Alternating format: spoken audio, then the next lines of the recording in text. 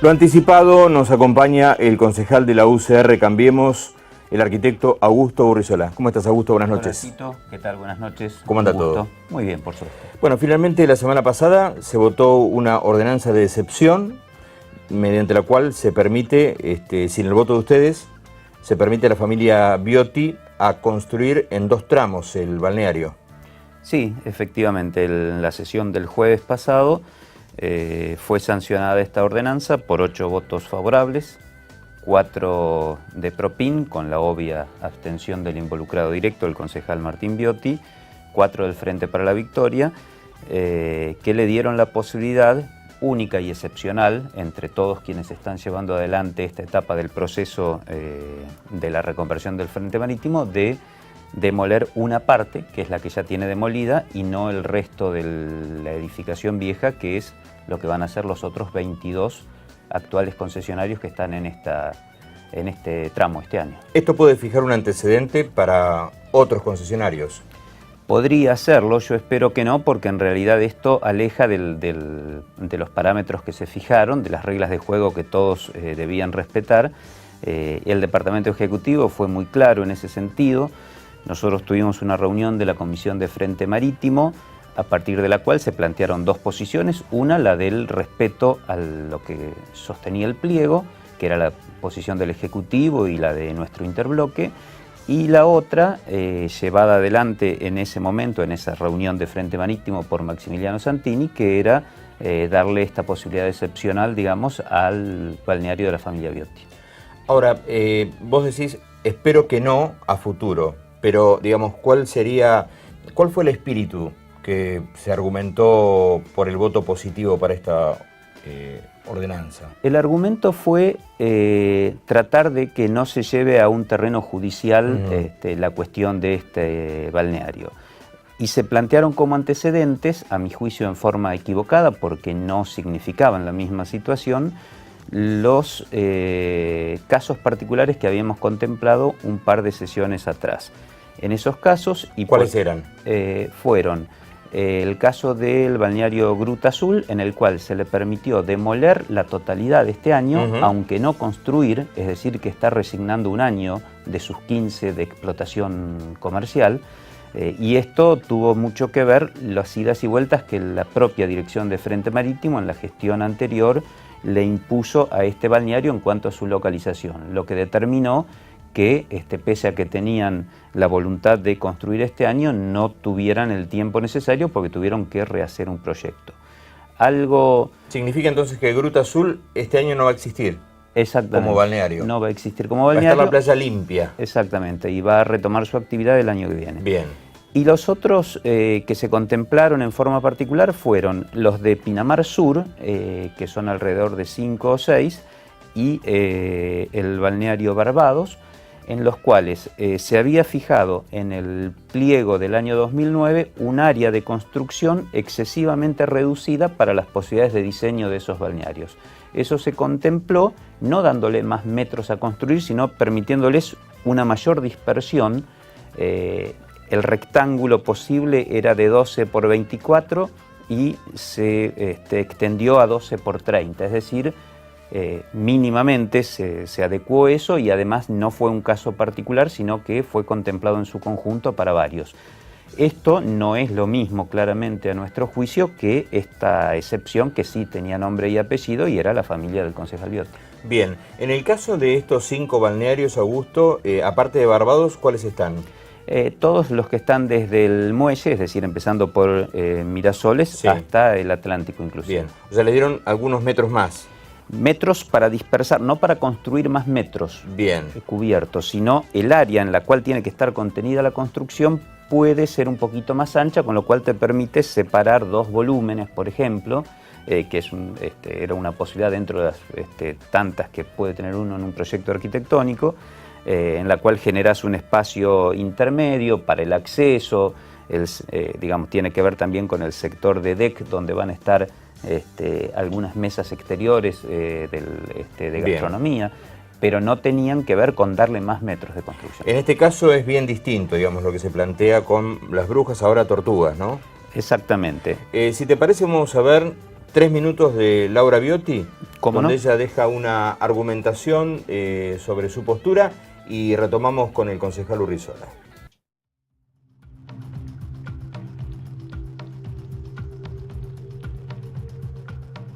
¿Cuántos años hace que están en el parador, en el balneario Las Brujas? Desde el año 1989. ¿Y este año te tocaría demoler? En teoría no. La ordenanza 442 del 2014, el espíritu de la ordenanza es que esto era una obra que había que hacerse en 3 etapas. A mí, a la zona norte en general, nos tocaba a partir de abril del 2017 para demoler. Esta circunstancia cambió desde que llegó el intendente Martín Yesa y la nueva dirección del Frente Marítimo a cargo del señor Mendía estableció que a partir de enero debían demolerse. O sea que la obra la adelantaron 10 meses. Vos estás en la segunda etapa, según te informó Celeste Sicardi, que es la ex directora del Frente Marítimo. Cuando nosotros hicimos todos los trámites y todo el papelerío, que hasta ese momento era lo que se podía entregar, se nos entregó una habilitación comercial que vencía en abril del 2017 y se nos explicó, obviamente que no nos dieron nada por escrito, que decía que es nuestra etapa, al no haber cloacas, porque de hecho en ese momento no había cloacas, nos iban a empezar a tocar a construir una vez finalizada la temporada que viene. Quiero aclarar que no hay cloacas, lo que hay es un sistema de conexión, que es un caño que pasa de Pinamar Sociedad Anónima, que nosotros tenemos que conectarnos de una forma manual mediante bombas. Técnicamente no es una cloaca natural. Yo hice un planteo, teniendo en cuenta que me habían notificado que debía comenzar a construir este año por un tema económico y que me adelantaron la obra 10 meses, hice un planteo de poder construir en 2 etapas. Como no voy emplazada en el mismo lugar, hacer la mitad del balneario ahora, demoler la mitad y construir lo que me falta, terminada la temporada del año que viene. Lo que me permite trabajar, buscar los recursos económicos que me faltan y terminar de gestionar o intentar gestionar un crédito en alguna entidad bancaria que en el Banco Provincia no me lo otorgaron. La respuesta al día de la fecha es no. Pero cuando vos te dicen que sí o sí tenés que demoler y construir este año, ¿vos fuiste a hacer gestiones en el crédito del Banco Provincia que otorga el municipio? Muchísimo antes de hacer el recurso administrativo que tengo hoy pendiente de respuesta. Y el 13 hice las gestiones desde abril.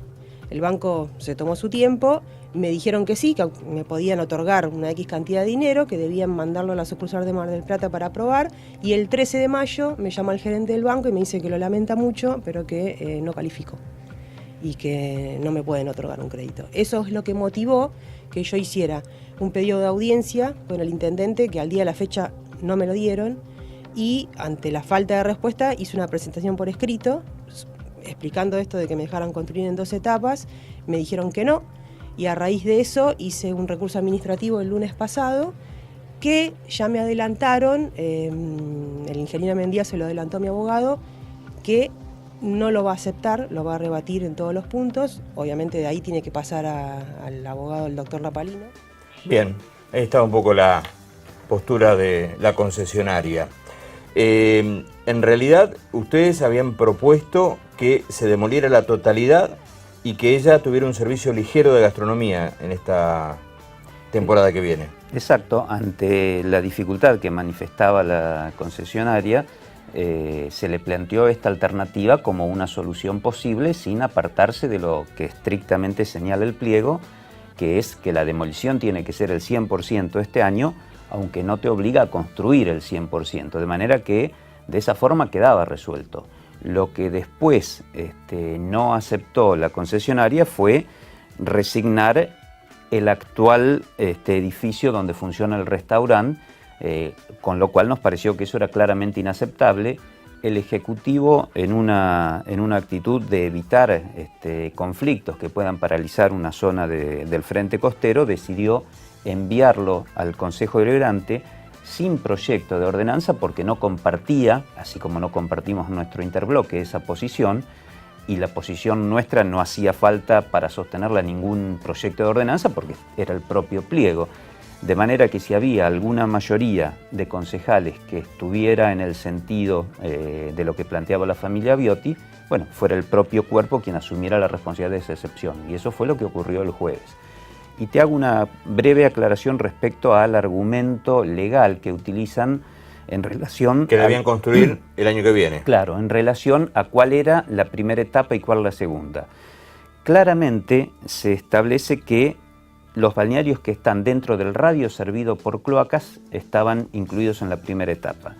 Lo que hizo el municipio cuando asume esta gestión es pedirle a CALP, que es el concesionario que presta el servicio de cloacas, que le informe por nota cuál es su radio servido. Y CALP informa que de Villa de Mar hacia el centro, hacia el sur, digamos, tiene el servicio para prestarlo. Y lo hace la propia concesionaria después. Sí, la propia concesionaria del servicio cloacal me refiero. Ahora, esto de que no es cloaca natural, bueno, es un error técnico de la señora Biotti. Vos a la red cloacal podés conectarte por gravedad o a través de un sistema de bombeo. Esto pasa en propiedades, en lotes en el continente también, no es una característica de la playa. O sea que si el factor determinante era que hubiera servicio de cloacas, correspondía la demolición ahora. Exacto, y ahí creo también que el asesor legal de la concesionaria entra en un terreno medio resbaladizo, porque además el doctor Blanco es el asesor de la propia cooperativa de Agua y Luz. Entonces yo veo ahí una contradicción, cómo va a sostener una posición distinta que la entidad que él mismo representa legalmente. De manera que creo que la cuestión legal también... Está viciada, digamos.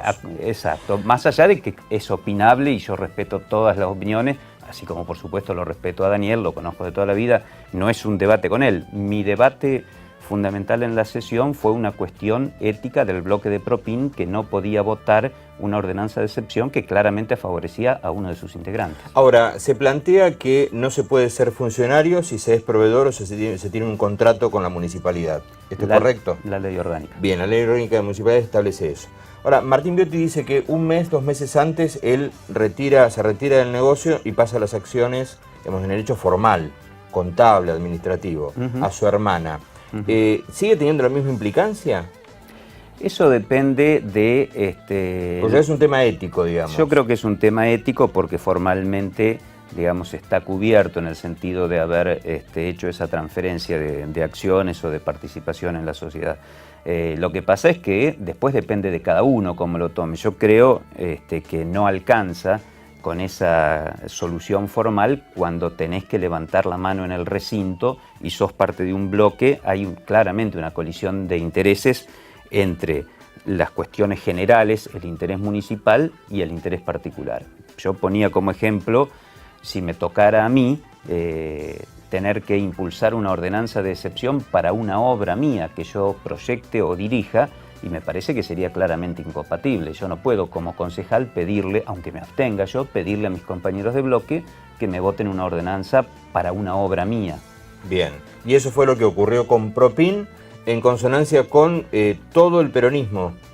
Exactamente, pero yo allí al peronismo, digamos, lo separo de la cuestión ética porque ellos tienen todo el derecho de opinar distinto que nuestro interbloque en este punto o en cualquier otro, digamos, es parte de la discusión política y de la... el juego democrático, cada uno tiene una visión. Exactamente. Claro, pero en este caso lo cuestionable de Propin es que no debió, a tu criterio, que yo comparto, votar, digamos, una ordenanza favoreciendo al familiar de un componente del Consejo. Exactamente. Ahora, en el caso Rafael De Vito, ¿no se produce algo parecido, más allá que no se haya votado, digamos, ninguna ordenanza de excepción, con respecto a Cocodrilo? Está bien, es una empresa, es una sociedad que a lo mejor De Vito no tiene que ver, pero sabemos que está involucrado comercialmente, digamos. ¿No es el mismo caso, Augusto? Vos te referís a la cuestión que se planteó allí con la sustracción de arena y escombros. Bueno, allí el Departamento Ejecutivo intervino. Puede a lo mejor no resultar, a opinión de algunos, suficiente esa intervención. Lo concreto es que desde el Consejo Deliberante se votó un pedido de informes, fue respondido por el Ejecutivo, se estudió en el Consejo y se volvió a aprobar hace 2 sesiones una comunicación planteándole al Ejecutivo que además del cobro de las multas por el máximo que tenía permitido en el momento que se produjo la infracción, hoy día han subido sustancialmente esas multas para evitar que esto vuelva a ocurrir. Yo esto lo había planteado conociendo un poco el tema, porque trabajo aquí hace 34 años, había planteado este mismo monto que se terminaron aumentando ahora, lo había planteado en febrero para ver si nos podíamos anticipar. Lo que se le planteó en esta comunicación al Ejecutivo, decía, era que además determine si hubo responsabilidades políticas en cuanto a la falencia de la inspección, más allá de el empleado inspector. ¿Y a tu criterio hubo? Yo creo que evidentemente sí. Ajá. ¿Y eso qué significa entonces? En buen romance tienen que separar funcionarios, responsables del área. Debería haber algún funcionario político que se haga cargo de ese déficit. Mendía, Beret, digamos, las máximas cabezas, porque si no caemos en un inspector. No, entiendo que no. Yo creo que la parte de fiscalización respecto a el retiro de arena con escombros no correspondía tanto al director de Frente Marítimo o a la Secretaría de Planeamiento, sino al área de fiscalización. Me parece que claramente quienes pueden desplegar la capacidad operativa para realizar en el terreno la fiscalización son quienes habitualmente lo hacen, en este caso la Dirección de Fiscalización. Está bien, pero no son compartimentos estancos, digo, ¿no? El ingeniero Mendía es como máxima autoridad, Gómez Beret, máxima autoridad, responsable del Frente Marítimo.